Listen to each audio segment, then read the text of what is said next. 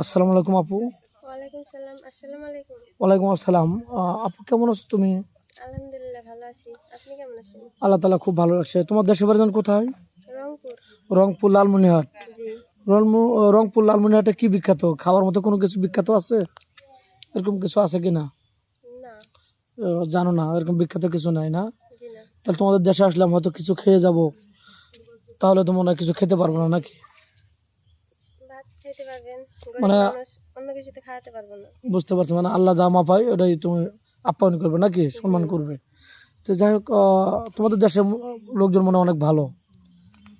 সব দেশের লোক ভালো খারাপ আছে। ও, বুঝতে পারছি। তো যাই হোক, তোমার বয়স কত বলছিলে? তোমার নামটা আর পরিচয়টা একটু জানাও। আমার নাম মায়া, আমার বয়স 23।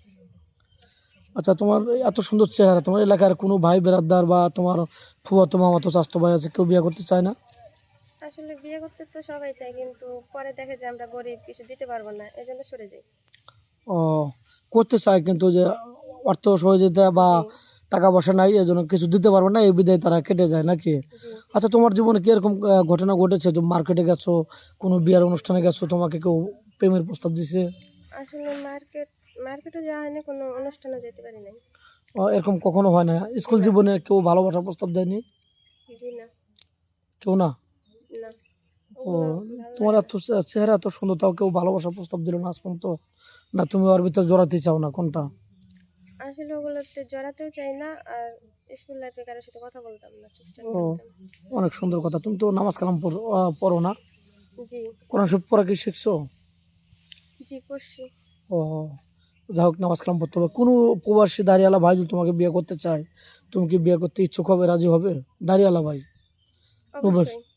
কেন তুমি রাজি হবে? তোমার বান্ধবী, তোমার ফুফু খালা কেউ যদি বলে যে তুই দাঁড়িয়ালা লোকের সাথে বিয়ে করছিস, কেন তুমি কি অ্যান্সার দিবে? আসলে আমি যার সাথে ভালো থাকবো তাকেই তো আমাকে বিয়ে করতে হবে, তাই না? তাদের কথা তো হবে না। ও, আচ্ছা, রাইট। তুমি বলবে যে দাড়ি হলো নবীর সুন্নত, দাড়ি রাখা মানে ওটা সুন্নতের কাজ, ভালো কাজ। সে নামাজ কালাম পরে দাড়ি রাখছে, এটা তো পাপের দোষের কোনো কিছু নাই। জি না। আমার ভালো লাগছে, আমি বিয়ে করছি জি। নাকি? তো যাই হোক, শ্বশুর শাশুড়ির সাথে কি খারাপ আচরণ করবে, বাজে আচরণ করবে? জি না, কারণ আমার মা বাবা যেরকম, তারাও তো তাদের ছেলেকে জন্ম দিয়েছে, আমি তাদের সাথে ভালো ব্যবহারই করবো। আচ্ছা, সুপ্রিয় দর্শক, 2-4-5 মিনিটের মধ্যে কারো জীবন গল্প শেষ করা মানে, মেয়েটা খুবই অসহায়, অনাথ। আমার পূর্ব পরিচিত মেয়েটা খুবই ভালো হবে, একদম নরম ভদ্র মেয়ে। তো মেয়েটার কোনো ফোন নেই, আর খুবই অসহায় মেয়ে। না হলে আমাদের ক্যামেরার সামনে আসতো না, অসহায় বলে আমাদের ক্যামেরার সামনে আসছে। কেউ বাজে চোখে দেখবেন না, বাজে আচরণ করবেন না। আমাদের নাম্বার দেওয়া থাকবে, কেউ ভিডিও কল দেবেন না, অনুরোধ করে বলছে, কেউ ভিডিও কল দেবেন না, অডিও কল দেবেন। ভিডিও কল দিলে ব্লক করতে বাধ্য হব। তো যাই হোক, তুমি কি খেতে ভালোবাসো? আসলে খেতে তো সবকিছুই ভালোবাসি, কিন্তু তুমি কি ডাল ভাত খাই এতটুকু। রান্না বান্না করতে পারো? জি পারি। আচ্ছা, তোমাকে একটা ধাঁধা ধরি, 1 সেকেন্ড, 1 মিনিটের, জি বলবো? বলেন। আচ্ছা, বাজার থেকে কোন জিনিস কিনে এনে তরকারিতে দিয়ে আবার ফেলে দেওয়া হয়, যেহেতু রান্না বান্না তেজপাতা। করো? তেজপাতা। গুড।